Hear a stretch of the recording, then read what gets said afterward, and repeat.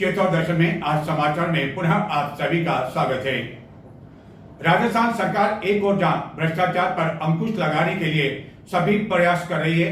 राजस्थान में स्थित भ्रष्टाचार निरोधक ब्यूरो के जो भी कार्यालय हैं, उनके अधिकारियों द्वारा लगातार जो भ्रष्ट अधिकारी हैं उन पर शिकंजा कसा जा रहा है, कर्मचारियों पर शिकंजा कसा जा रहा है। लेकिन ऐसा लगता है कि कुछ विभागों ने यह पूरा प्रण ले रखा है कि चाहे डबल इंजन की सरकार हो, सिंगल इंजन की सरकार हो, भ्रष्टाचार तो वह करके ही रहेंगे, क्योंकि उनकी पहुंच ऊपर तक है और ऊपर तक उनकी सेटिंग है।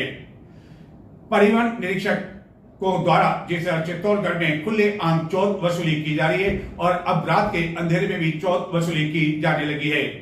गुरुवार रात्रि को चित्तौड़गढ़ में निम्बाड़ा मार्ग पर ओछड़ी टोल नाके के समीप रात्रि करीब 11 बजे ट्रक चालकों से चेकिंग के नाम पर चौथ वसूली की जा रही थी। तो इसी दौरान चित्तौड़गढ़ के विधायक चंद्रभान सिंह आकिया किसी कार्यक्रम से लौटते हुए यहां से गुजरे और उनकी नजर जब यहां पड़ी तो उन्होंने परिवहन निरीक्षक को इसके लिए लताड़ भी लगाई, जिसके बाद शुक्रवार को विधायक कार्यालय में उन्होंने परिवहन विभाग के अधिकारियों को तलब किया एवं दो टूक शब्दों में कहा कि चेकिंग के नाम पर इस तरह की चौथ वसूली एवं भ्रष्टाचार चलने वाला नहीं है।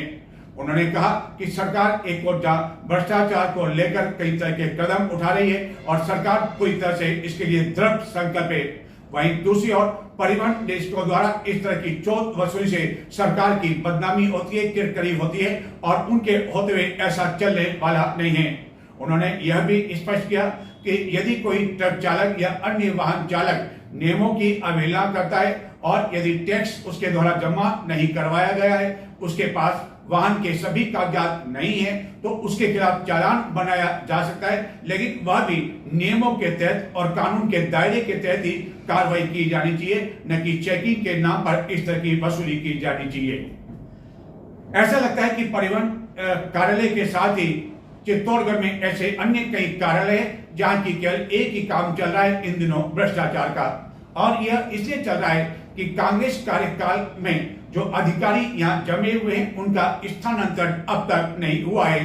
सरकार बदले हुए काफी समय हो चुका है, 1 वर्ष का कार्यकाल भी हो चुका है, लेकिन उसके बावजूद कई अधिकारी अब तक जमे हुए हैं। कई बाबू तो ऐसे हैं चित्तौड़गढ़ के विभिन्न कार्यालयों में जो कि कई वर्षों से टिके हुए हैं और ऐसा लगता है कि उन पर पूरी तरह की मेहरबानी है और जो ऊपर से सूची जारी करते हैं उन्हें यह पता ही नहीं है कि यह बाबू कितने वर्षों से यहाँ टिके हुए हैं, या पता है तो भी उनके द्वारा इस ओर कोई ध्यान नहीं दिया जा रहा है। भ्रष्टाचार की यदि बात करें तो हमने जिला रसद कार्यालय का मामला उठाया था चित्तौड़ दर्शन पर। यह खबर प्रमुखता के साथ गुरुवार को दिखाई थी कि चित्तौड़गढ़ में किस तरह अवैध रूप से डीजल पंप संचालित हो रहे हैं। यह हमारा ऑपरेशन अभी चल ही रहा था कि भ्रष्टाचार की एक खबर हमारे पास में और आई। ये सारे दस्तावेज हमारे पास में एक नहीं बल्कि कई दस्तावेज उपलब्ध हैं। यह कार्यालय अतिरिक्त जिला परियोजना समन्वयक समग्र शिक्षा को लेकर, जिसका चित्तौड़गढ़ में आकाशवाणी मार्ग पर जो है इसका कार्यालय है, और इस कार्यालय में किस तरह केवल कमीशन नहीं मिलने के चक्कर में एक फर्म का भुगतान रोका गया और किस तरह कारीगरी की गई है, उसको देखकर बड़ा ताज्जुब होता है कि किस तरह अधिकारी और बाबू किसी फर्म से कुछ नहीं मिलने के कारण कोई रास्ता किस तरह निकालते हैं।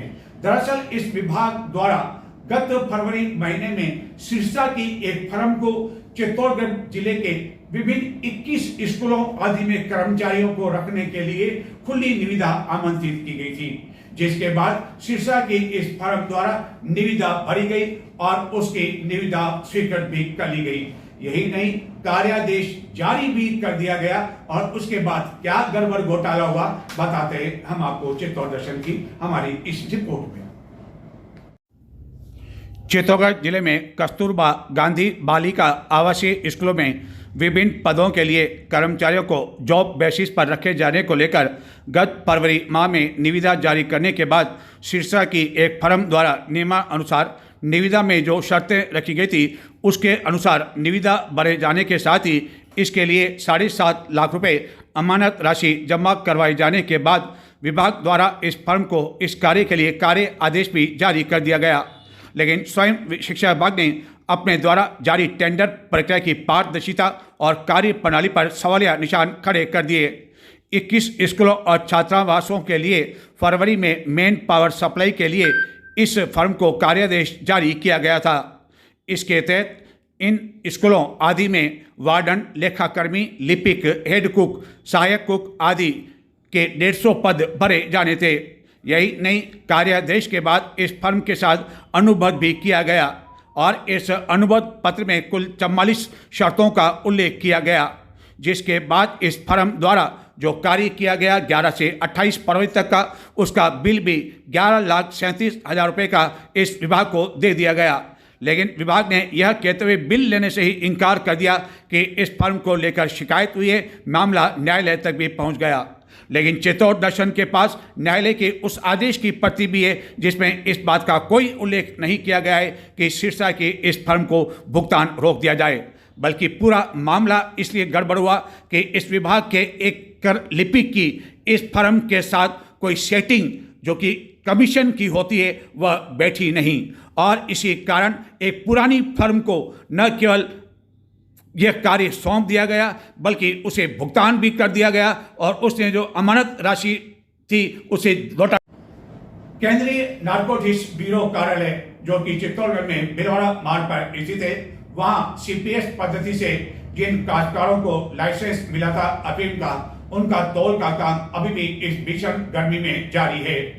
हालांकि इस सीपीएस पद्धति से जिन्हें लाइसेंस मिला हुआ है वह काफी नाराज भी हैं और कई समय से यह मांग उठ रही है कि सीपीएस पद्धति से खेती नहीं होनी चाहिए, क्योंकि किसानों को इसके बदले मिलता है केवल 200 रुपए प्रति किलो के अनुसार भुगतान। और कई अफीम काश्तकार जो कि अफीम दे चुके हैं, उनके खातों में पैसा भी जमा हो चुका है, अफीम तुल चुकी है, लेकिन इन काश्तकारों को भी अभी भी इस भरी गर्मी में यहाँ आना पड़ रहा है। एक महत्वपूर्ण बात इस दौरान काश्तकारों से हमारी जो हुई वह और चौंकाने वाली भी हमें मिली, वह भी हम आपको बताते हैं हमारी इस रिपोर्ट में। नारकोटिक्स विभाग द्वारा अफीम तौल पूर्ण किए जाने के बाद गत कुछ समय से सीपीएस पद्धति के डोडों का तौल इन दिनों नारकोटिक्स कार्यालय में किया जा रहा है, लेकिन विभाग की नई गाइडलाइन ने इन दिनों किसानों को परेशान कर रखा है। एवं इस भीषण गर्मी में भी जिले के विभिन्न स्थानों से जिन्होंने सीपीएस पद्धति से खेती की है उन्हें तौल के लिए आना पड़ रहा है। पुरानी गाइडलाइन के तहत किसानों को डोडे के साथ 8 इंच लंबा डंठल देना था, लेकिन नई गाइडलाइन के अनुसार इस डंठल को 6 इंच कर दिया गया है। इस कारण जो किसान लंबे डंठल लेके आ रहे हैं उन्हें हाथों हाथ डंठल तोड़ने पड़ रहे हैं और इस डोडे के एवज में किसानों को केवल 200 रुपये प्रति किलो के अनुसार ही भुगतान किया जा रहा है। वहीं 10 आरी लाइसेंस किसान को न्यूनतम 80 किलो डोडा विभाग में देना होगा। वहीं 2 मई से यह 2 मई तक भी यह कार्य जारी है। सीपीएस पद्धति के तहत जो किसान खेती की है उन्हें बिना चीरे लगे डोडे पोस्ता दाना निकालकर तुड़वाना आवश्यक होता है। इसके लिए नारकोटिक्स विभाग द्वारा मुंह पर छेद हुए डोडे को ही तौल योग्य माना गया है और इसके लिए बाकायदा रैंडम चेकिंग कर डोडे को लिया जा रहा है। जांच में सही पाए जाने पर डोडे को बैग में भरकर तौल किया जा रहा है और मौके पर ही लगी इस वेलर मशीन में डोडे को कंप्रेस कर पैक किया जा रहा है। वहीं किसानों को इलेक्ट्रिक कांटे की पर्ची भी दी जा रही है जिससे उनका भुगतान होता है। लेकिन जिन काश्तकारों ने सीपीएस पद्धति के अलावा अन्य पद्धति से जो कि पुरानी कई वर्षों से चली आ रही है उससे अफीम की पैदावार की है, उन्हें 1700 से लेकर 2200 रुपये प्रति किलो के अनुसार भुगतान किया गया। लेकिन सीपीएस पद्धति से खेती करने वाले काश्तकारों को केवल 200 रुपये प्रति किलो के अनुसार ही भुगतान किया जा रहा है।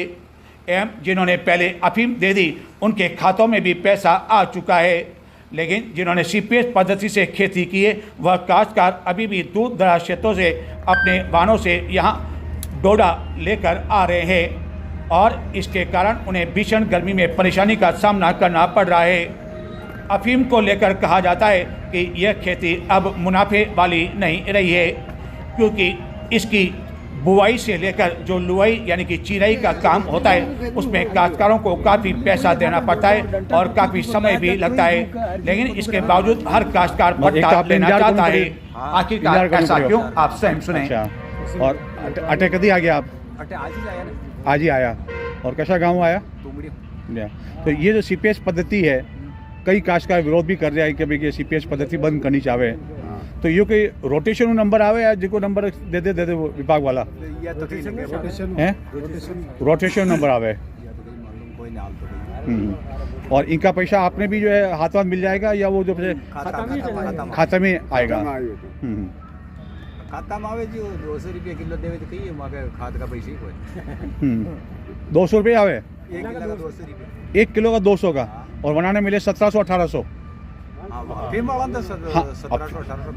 तो ये तो था के मतलब ज्यादा मतलब पैसा छावा थोड़ा। तो 10 आरी में कतरो हो जावे था के? 10 आरी में कई वे 80 किला 85 किला 80 किला देखिए कि हाउ वे तो क्विंटल वेचा ये सो वरी कई वे। हाँ, 1 क्विंटल केवल।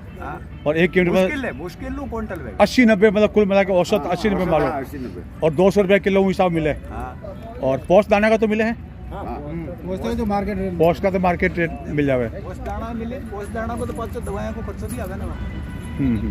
और अब होने हो कि पोस्ट दाने की रेट भी 1 लाख पार वेगी है क्विंटल। पार वेने 1000 ऊपर वेगी शो भी घणा कोई नहीं है। ऊपर वेजा तो नीरे कतराई है ने, थोड़े ही नीरे के बजा पास परेशानी वही है वो तो 80 किला 70 किला 60 किला। हां, कुली नीरे खर्चो कतरो लाग जा, खर्चो भी तो पारी कोई 50-60 हजार की तो दवाएं वेचा चिटक बाकी। बिल मो समूह प्रधान मो एक बिल की दवाएं बनान लायो ने। हां, जो उशान के 10 दान तो दवाएं साठी 1000 को बिल बन्यो एक दान को। अब उनको हिसाब जोड़ो 10 दान साठी तो कतरो बन गयो, 7000 बन गया ए हाता हितर। ये बात तो हर काश्तकार कहे, चाहे अफीम वाला कहे, चाहे डोडा चूरा CPS वाला कहे कि माँ के नुकसान को सौदो है। अब अतरो जो है माँ के बने जो है। अरे भाई साहब गेहूं का ही भाव बढ़िया खरसाना के घर में 25 रुपए किलो, 20 में 22 में बेचना। हर नेता आवे कि माँ के, हर नेता के माँ के कोई हुण बाड़ो है कहीं? हाँ, कोई नहीं हुण बाड़ो। नेता भी नहीं होने आपकी?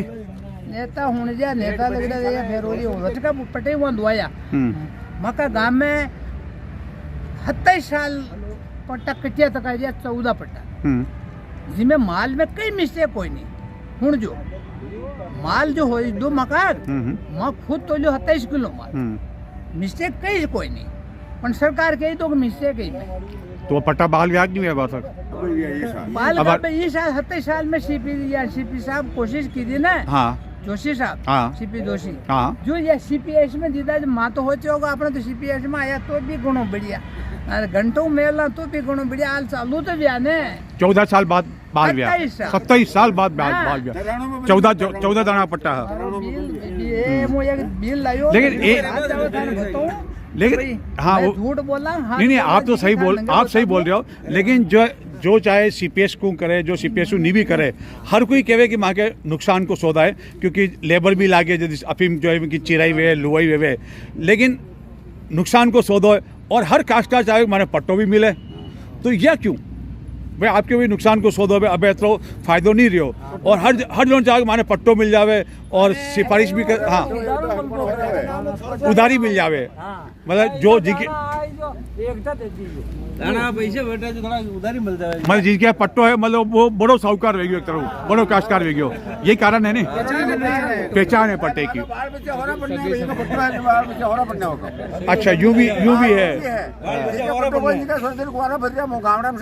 अच्छा, मतलब कोई शादी करे तो पहले पूछे भाई कि खेती कशी है, गेहूं की है, मक्का की है कि अफीम की है, तो अफीम वाले ने ज्यादा वो महत्व देवे।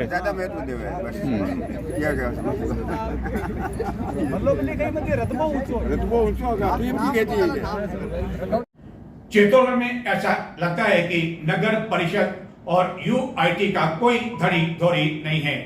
कहने को तो यह प्रशासक नियुक्त कर रखा है, लेकिन बोर्ड नगर परिषद में नहीं होने, UIT में अब तक नए चेयरमैन की नियुक्ति नहीं होने की वजह से लोगों को इसका खामियाजा उठाना पड़ रहा है। गंदगी का हाल तो पूरा शहर में ही खराब हो रहा है। लेकिन हालत यह कि मोक्ष धाम की सूद लेने की भी फुर्सत नगर परिषद को नहीं है। चित्तौड़गढ़ के प्रताप नगर क्षेत्र में डाइक मार्ग पर स्थित है मोक्ष धाम, जिसका संचालन किया जाता है चित्तौड़गढ़ नगर परिषद द्वारा। लेकिन क्या हाल है इस मोक्ष धाम का, बताते हैं हम आपको कि किस तरह यहां आने वाले दागियों को परेशानियों का सामना करना पड़ रहा है। चित्तौड़गढ़ के प्रताप नगर क्षेत्र में डाइट मार्ग पर स्थित है यह मोक्ष धाम, और इस मोक्ष धाम का संचालन किया जाता है चित्तौड़गढ़ नगर परिषद द्वारा, जिसके द्वारा प्रतिवर्ष करोड़ों रुपए का बजट पारित किया जाता है और करोड़ों रुपए का बजट है। चित्तौड़गढ़ जिले की सबसे बड़ी यह निकाय इकाई है नगर परिषद, लेकिन इसका जो बोर्ड का जो कार्यकाल है वह समाप्त हो चुका है। नए चुनाव कब होंगे कहा नहीं जा सकता है। यहाँ के आयुक्त को गत दिनों विभिन्न अनियमितताओं के कारण एपीओ किया जा चुका है, जिसके बाद ऐसा लगता है कि नगर परिषद राम भरोसे चल रहा है। हालांकि जब आयुक्त थे तो भी उस समय हाल यही था कि यहाँ का कोई धनी धोरी नहीं। चाहे नगर की गंदगी की बात करें या पेयजल की बात करें, सफाई व्यवस्था को लेकर इन दिनों पूरी स्थिति चरमराई हुई है। नगर परिषद द्वारा इस मोक्ष धाम का संचालन किए जाने के बावजूद ऐसा लगता है कि नगर परिषद के रिकॉर्ड में यह मोक्ष धाम शायद गायब हो चुका है। कागजों में ही शायद इस मोक्ष धाम को हटाया जा चुका है और उसे पता ही नहीं कि उसके द्वारा इसका संचालन किया जा रहा है। यदि ऐसा होता तो यहाँ जितनी असुविधाएं, जितनी परेशानी है, वह शायद यहाँ आने वाले दागियों को उठानी नहीं पड़ती है। कहने को तो यहाँ बिजली लाइन खींची हुई है, जगह जगह पंखे लगे हुए हैं, लेकिन हालत यह है कि यहाँ की जो बिजली सप्लाई है वह काफ़ी समय से पहले ही जो है किसी ने काट दी। उसके बाद किसी ने इस ओर ध्यान नहीं दिया, जिसके कारण इस भीषण गर्मी में यहाँ आने वाले दागियों को इस गर्मी में पंखे नहीं होने के कारण परेशानियाँ उठानी पड़ रही है। एवं पेयजल की भी कोई व्यवस्था नहीं है। हालांकि यह बात अलग है कि गत दिनों कुछ युवाओं ने इस दिशा में कदम उठाया और यहाँ जो मोटर जल गई थी उस मोटर को लगा दिया है। उन्होंने प्रयास किया और उनकी मेहनत रंग लाई, जिसके कारण जो पानी का संकट था वह तो हाल फिलहाल यहाँ दूर हो चुका है। लेकिन अन्य कई ऐसी समस्याएं हैं जिसके कारण दागियों को परेशानियों का सामना करना पड़ता है। शहरी क्षेत्र में स्थित मोक्ष धाम के मुकाबले इसकी यदि तुलना की जाए तो शायद यहाँ शून्य की स्थिति है। यहाँ हालांकि कहने को तो बहुत बड़ा प्रांगण है, लेकिन यहाँ हरियाली के नाम पर केवल यह सूखा स्थान है। दागियों के बैठने के लिए भी पर्याप्त व्यवस्था नहीं है। हालांकि कुछ लोगों द्वारा यहाँ अपने दिवंगतों की स्मृति में कुर्सियाँ लगाई हुई है और यहाँ आने वाले दागी इन कुर्सियों पर ही बैठते हैं। लेकिन अन्य जो स्थिति है वह यह है कि दागी जब यहाँ आते हैं तो इधर उधर परेशान होते रहते हैं, जिसको लेकर कई बार नगर परिषद का ध्यान आकर्षित किया जा चुका है, लेकिन स्थिति जस की तस। कलेक्टर साहब को भी इसकी रिपोर्ट दी है शमशान की कि पंखे नहीं चल रहे हैं। नगर पालिका रविंदर के कने भी गया, यादव साहब कने, उन्होंने आश्वासन दिया कि हम लेट वाले को भी भेज देंगे। और यह है इस मोक्ष धाम में निर्मित स्नान घर, लेकिन स्नान घर के अंदर की स्थिति शायद बहुत से कम लोगों ने देखी होगी और उन्हें ऐसा लगता है कि यहाँ सभी तरह की सुविधाएं होगी, लेकिन सुविधाओं के नाम पर यहाँ क्या है वह बताते हैं हम आपको। जब हमने इस मोक्ष धाम के स्नान घर के अंदर जाकर देखा तो यहाँ नल के नाम पर केवल टूटी हमें दिखाई मिली, जहाँ की पानी के लिए किसी तरह की कोई व्यवस्था नहीं है, यानी कि केवल नाम का ही स्नान घर बना हुआ है।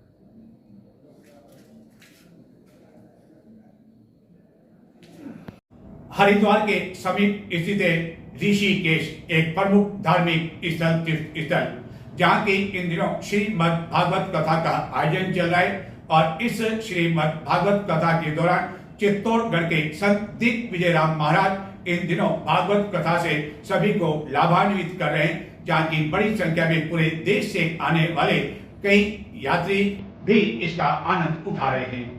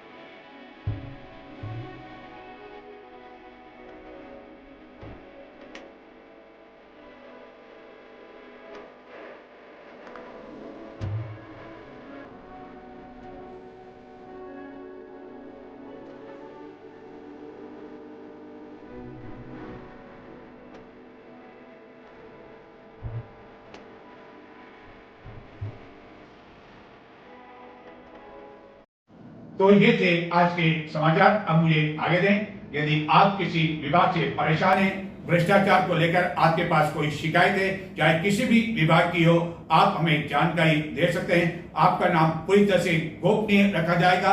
आप कोई इस तरह का वीडियो भी हमें भेजते हैं तो भी वह गोपनीय रखा जाएगा, और आपके नाम का खुलासा यदि आप नहीं चाहेंगे तो वह नहीं किया जाएगा।